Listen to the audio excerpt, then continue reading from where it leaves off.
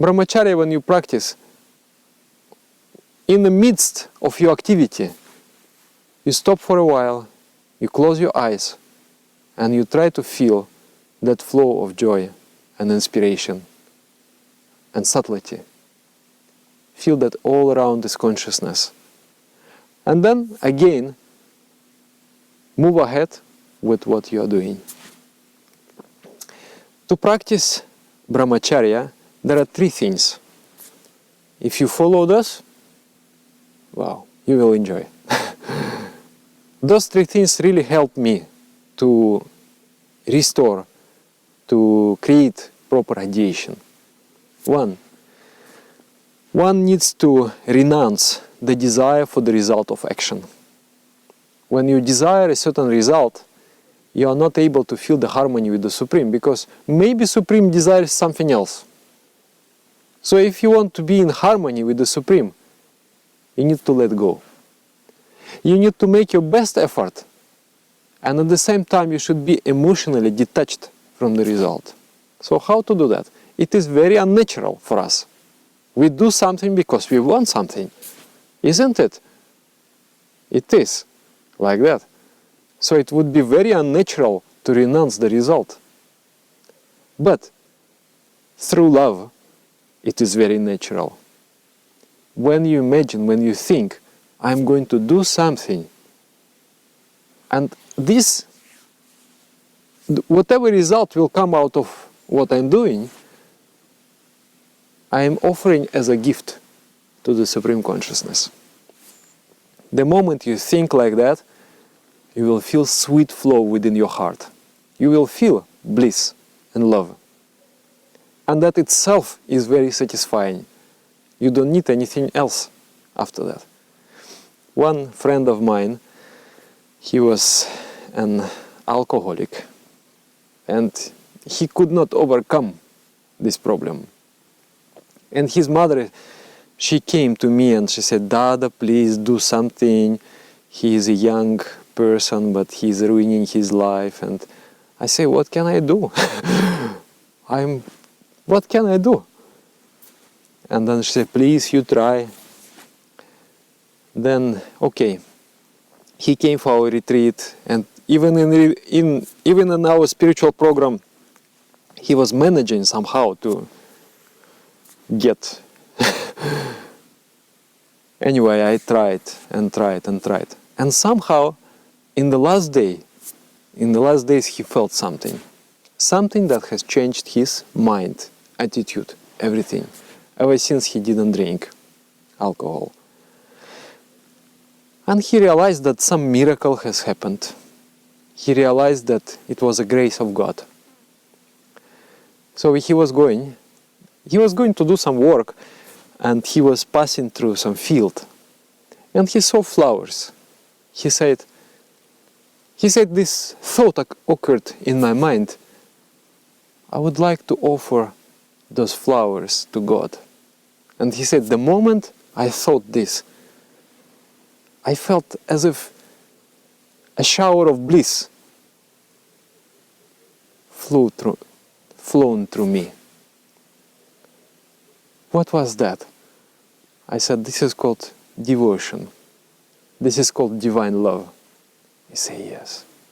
That is a thing worth living for. I say, yes, I think so. So this is the first part of Brahmacharya practice.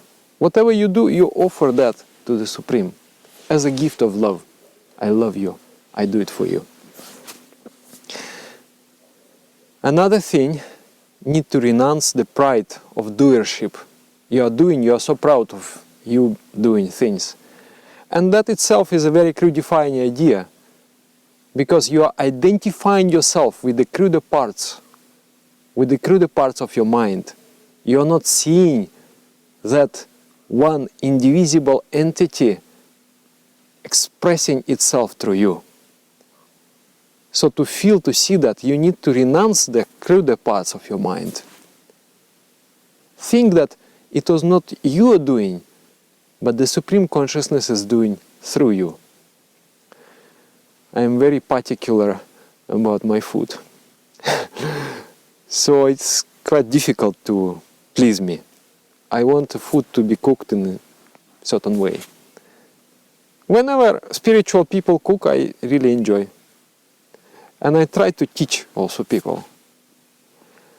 And they sometimes ask me, okay, Dada, now you cook. You show how it should be. So imagine my difficulty. Now I have to really cook because all those talks that I am talking, I have to perform. But I feel some part of some fear, some inconfidence. I may fail. Then I have no resort.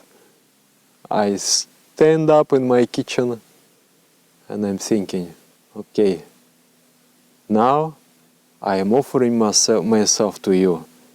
You work through me. You cook through me. And I'm doing this for you also. And then the food comes nicely.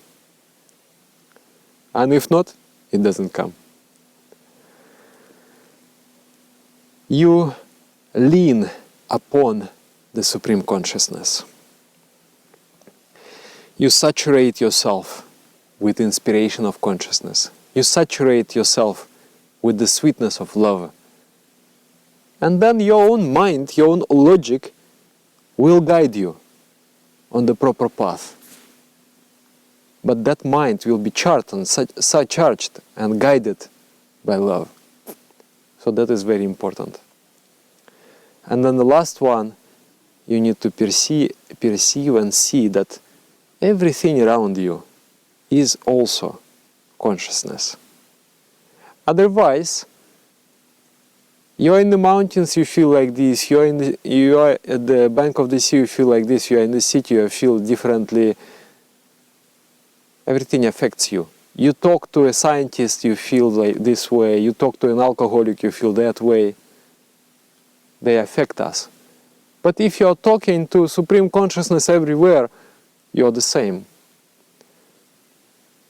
So that principle is there for the joy, for the bliss of existence. I have experienced it myself. I am trying to live this way, though it is quite difficult to do because the mind is assailed by so many material forces. But I'm sharing this with you, and I hope a few times a day you will just stop yourself. You will close your eyes and try to feel that flow of sweetness within of you, outside you. That will be brahmacharya.